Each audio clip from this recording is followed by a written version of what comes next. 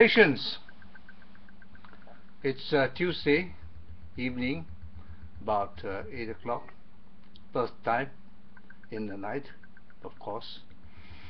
Well, today I like to insult Dr. Mahathir. I read in the Malaysian Insider that Mahathir has branded Lim Kit Siang as racist. Here is a man, 87 years old, been Prime Minister of Malaysia for 22 years, doesn't know the meaning of a racist. Even one of his own ministers in Barisan Nasional, or rather UMNO, Nazir, or the deputy minister in the Prime Minister's department, Niza or Nazir or whatever, son-in-law of Rafida, I believe, calls Mahathir the father of racism. His own man, his own UMNO minister calls him father of racism. Is it any wonder? Because Mahathir himself doesn't understand what is the meaning of a racist. Lim Kit Siang is definitely no racist. Lim Kit Siang is fighting for a united Malaysian nation, one which he calls Malaysia for Malaysian, or Malaysian Malaysia. That is not a racist. Malaysia is a description, a national description, a description of a nationality, equal among all, Malay, Chinese, Indians, and Kadasan, Dayaks, Ibans, whatever. All races under a united Malaysian Malaysia are equal, brothers in one nation. That is a description, a national description, not a racist description. And what has Lim Kit Siang done to deserve this condemnation from Mahathir that he is a racist? I can assure you, for all or any reasonably intelligent man, he cannot brand Lim Kit Siang as racist. Lim Kit Siang is a national hero. He has been fighting for a Malaysian Malaysia for ever since 1957, when he first entered Parliament. You can't call him a racist. But on the other hand, Mahathir is the true racist. Mahathir is the racist.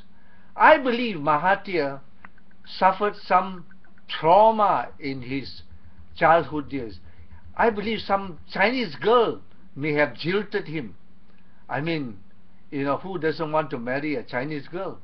Maybe Mahathir never got round, never got a chance to marry a Chinese girl. Maybe this Chinese girl rejected him, and therefore he has carried this trauma throughout his life. He is one man who hates the Chinese. He hates the Chinese with a death passion. Until death will he give up or forced to relinquish, let go of his racism. That is one thing which today I want to take up as my main topic for discussion. Now I go on to describe what I've seen. I've gone through all the Chirama. I was very afraid of what the response of people in Sabah and Sarawak are towards the rallies held by Dato Sri Anwar and Pakatan. I was rather afraid that the response to him will be negative, since Pakatan won only one seat, I believe, in Sabah in the last election. But then when I went through the Cirema, I was very assured, because every one of the Cirema in East Malaysia, Labuan, Miri, Kota Kinabalu, and all these other places, the attendance have been staggering. Nothing short of 30,000 to 70,000 people attends his Cirema.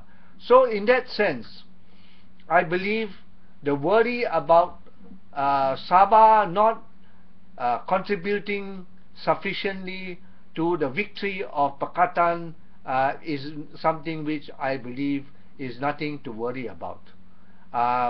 This time around, I believe East Malaysia will deliver up to 80% return of the seats contested both in Sabah and Sarawak.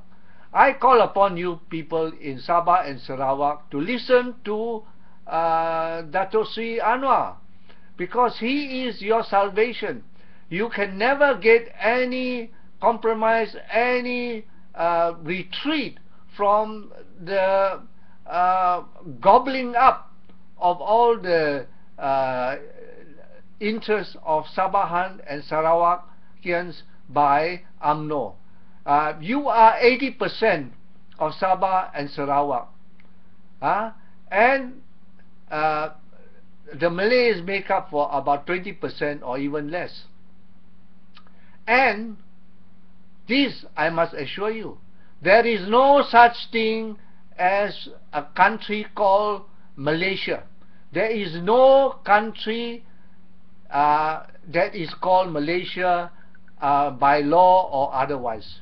There is a federation of Malaysia, but there is no country called Malaysia. Therefore, Sabah, Sarawak and Peninsular Malaysia, you are three equal components of the Federation of Malaysia.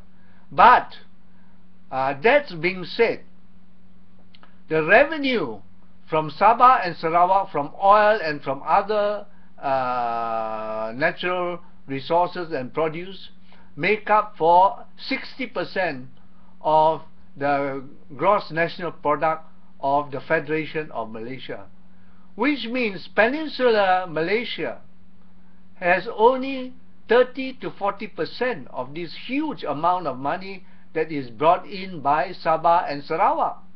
By right, you should be the senior partner in the Federation of Malaysia, not Peninsular Malaya. And in spite of that, Mahathir and his cronies gobble up 80% to 90% of the revenue collected by the states of Sabah and Sarawak from their production of oil, of palm oil, of rubber, of other mineral resources and timber, not to mention timber, although 80% of the timber produced in Sarawak has been stolen by Taib Mahmud. Consider this. Why should you people in Sabah and Sarawak give any consideration to the Malays in Peninsular Malaysia? The Malays are not worthy of your consideration. They do not consider you as their equal. They consider you as Sakais, Aborigines in the jungle who don't know anything. It's an insult to you.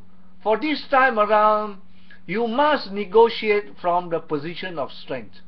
To negotiate from the position of strength, you must jump on the bandwagon of PakatanRakyat. PakatanRakyat is going to win this election.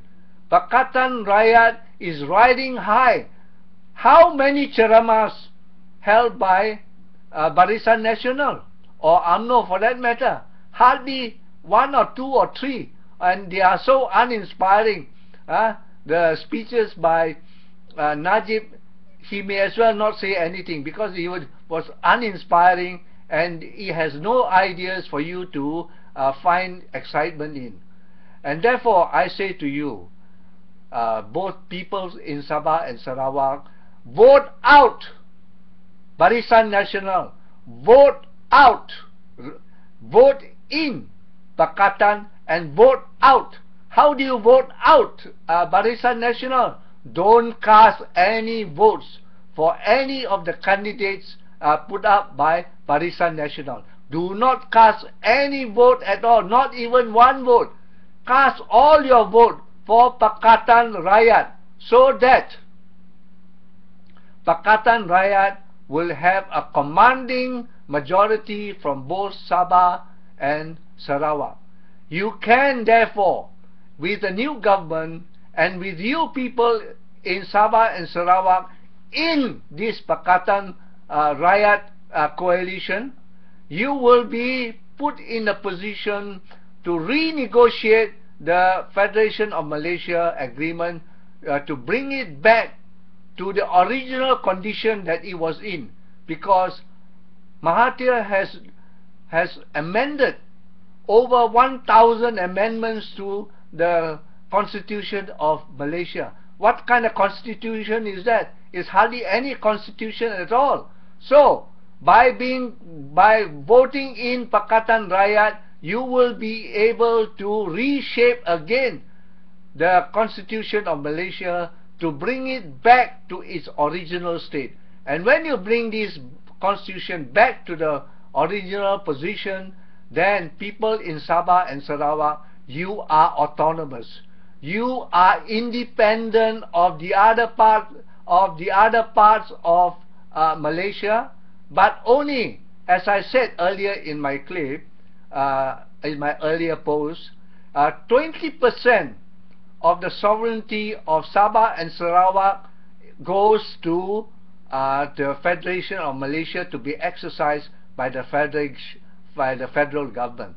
80% of your sovereignty belongs to you as autonomous government of Sabah and Sarawak. And in that position, you must not ever again allow a Malay to be Chief Minister of Sabah and Sarawak.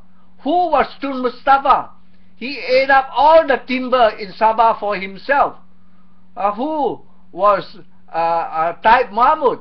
He ate up 80% of all the timber for himself and for his family, and that is shown openly in the video clip that was posted on YouTube.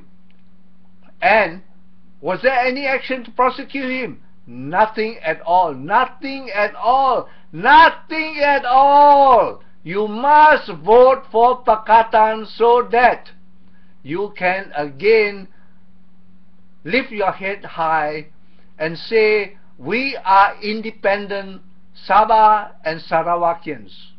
Well, I will come back to you again. I will stop here because time is running out.